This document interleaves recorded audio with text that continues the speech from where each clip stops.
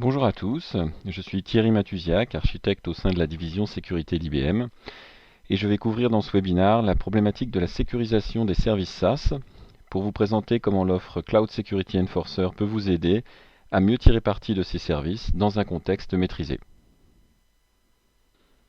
Tout d'abord, pour introduire le sujet et la division sécurité d'IBM, je résume ici son positionnement stratégique en 3 thèmes: la protection des assets critiques, la lutte contre les menaces avancées et l'accompagnement de la transition vers le mobile et le cloud. Le cloud qui nous amène aux services SaaS, Software as a Service. On constate que ces services sont de plus en plus utilisés dans les entreprises, comme par exemple les services de partage de fichiers. On peut prendre un cas particulier, concret. IBM autorise et même recommande aujourd'hui l'utilisation de Box pour ses employés, ce qui illustre tout à fait l'émergence et la généralisation de l'utilisation de ces services SaaS.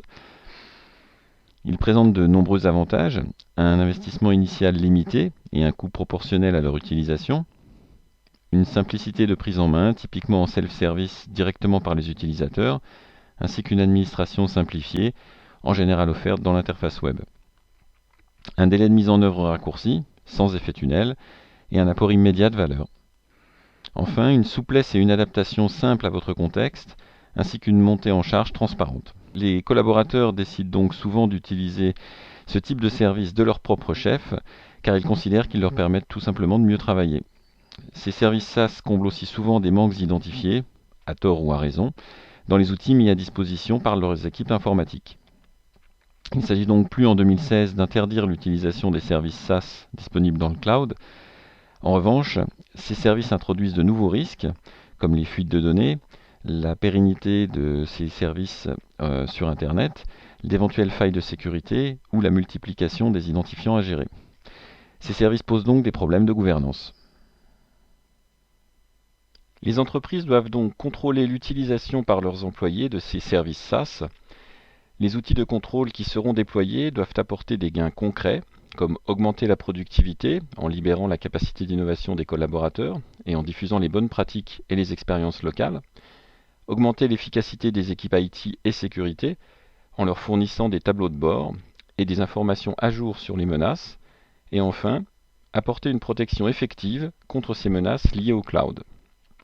Il convient ici de préciser 2 termes: le Shadow IT, que l'on limite dans le cadre de ce webinaire à l'utilisation des services SaaS par les employés, mais sans impliquer les équipes informatiques, voire sans qu'elles soient même au courant, et les Mobile Blind Spots, qui correspondent à l'utilisation de terminaux mobiles d'entreprise, mais sur des réseaux non sécurisés, et qui font donc courir des risques supplémentaires aux collaborateurs, puisqu'ils ne profitent pas des composants de sécurité mis en place en interne.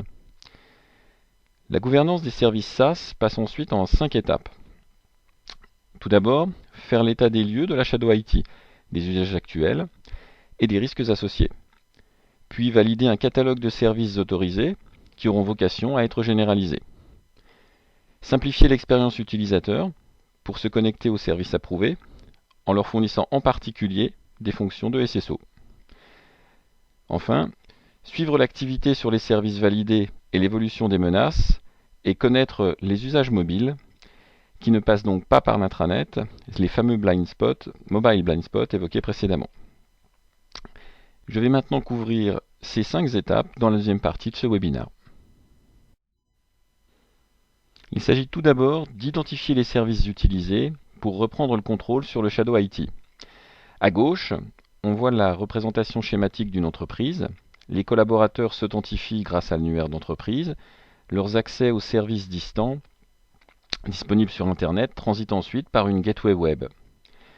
On peut d'ailleurs noter que les firewalls et gateways peuvent aider à cartographier basiquement les services SaaS utilisés aujourd'hui en entreprise, mais ils ne sont souvent pas associés à des fonctionnalités de rating pour évaluer le niveau de risque associé à chaque service, et de nouveaux services émergent très régulièrement, ce qui impose une tâche récurrente de paramétrage autour de ces gateways web.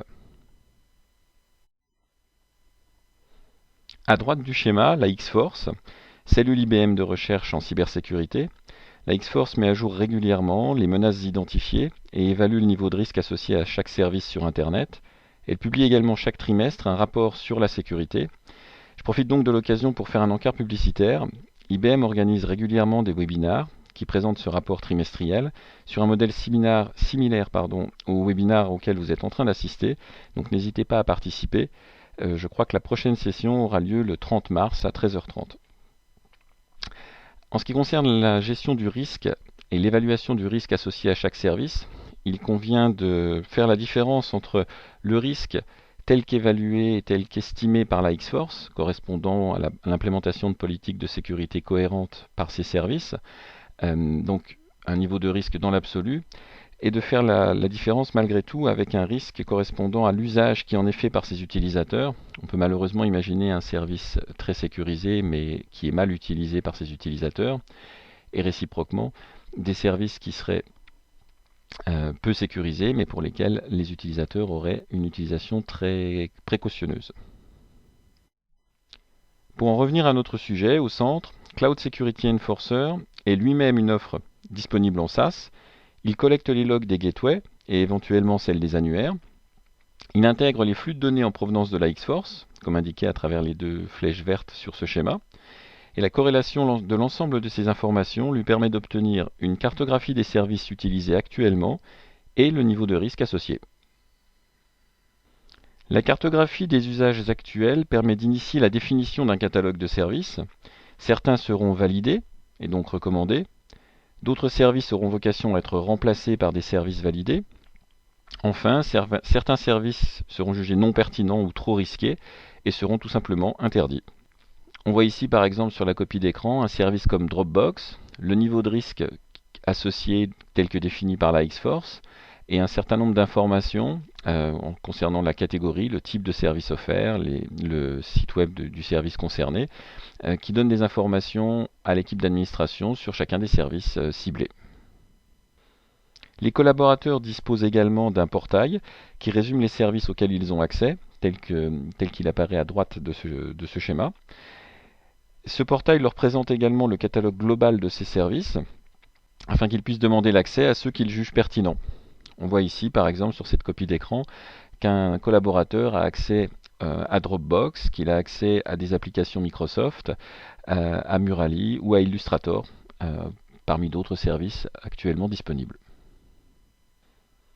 On peut également simplifier la connexion aux applications approuvées en mettant en place un single sign-on vers les services distants.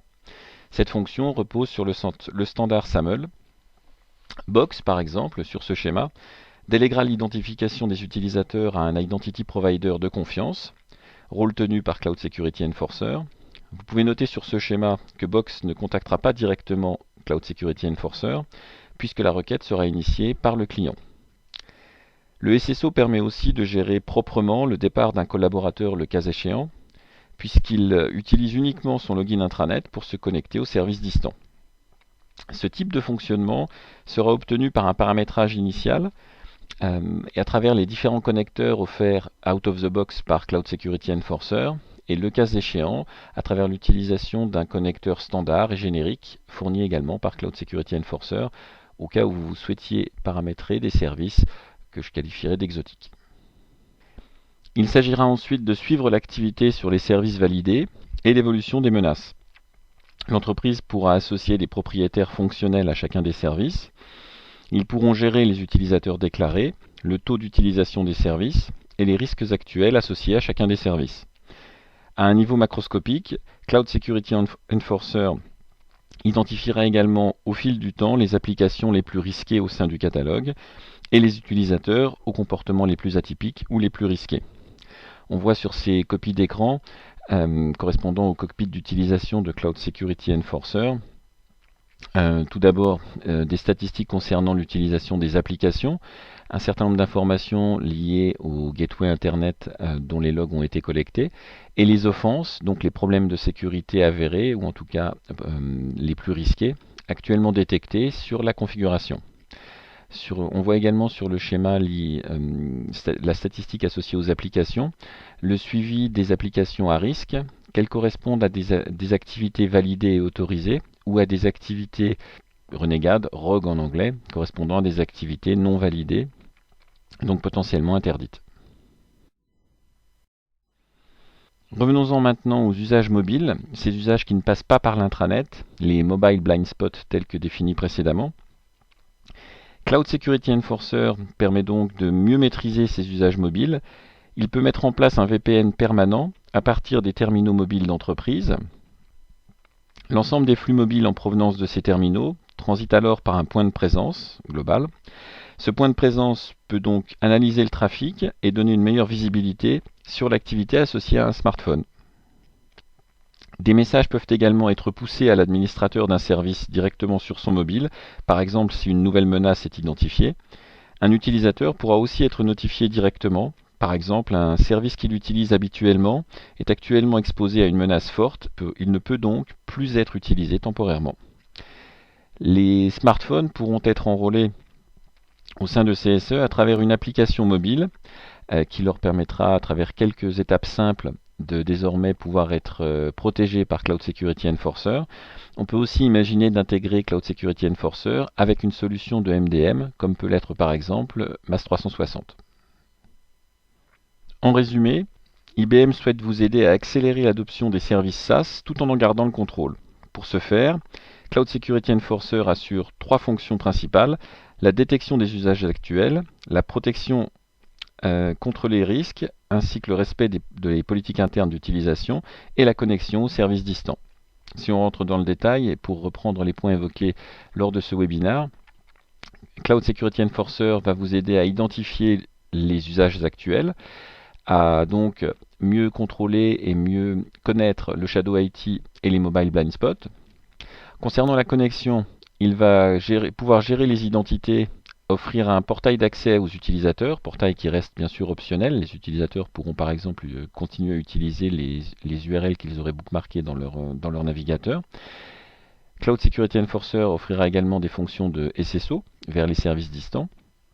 Enfin, en matière de protection, Cloud Security Enforcer permettra de corréler les événements en provenance des gateways, en provenance de la X-Force, de telle sorte qu'il permettra d'identifier les menaces.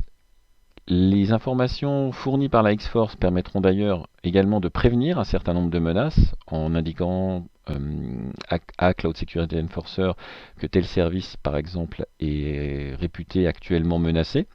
Et il permettra également à l'équipe informatique et sécurité d'assurer le respect des politiques d'utilisation.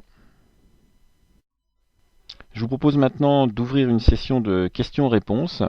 Donc n'hésitez pas à taper vos questions dans la fenêtre Q&A qui doit se trouver en bas de votre écran. Nous disposons d'une dizaine de minutes pendant lesquelles je me propose d'essayer de répondre autant que possible aux différentes questions que vous pourriez avoir et bien sûr, le cas échéant, les traiter offline si nécessaire. Merci de votre attention et donc j'attends vos questions.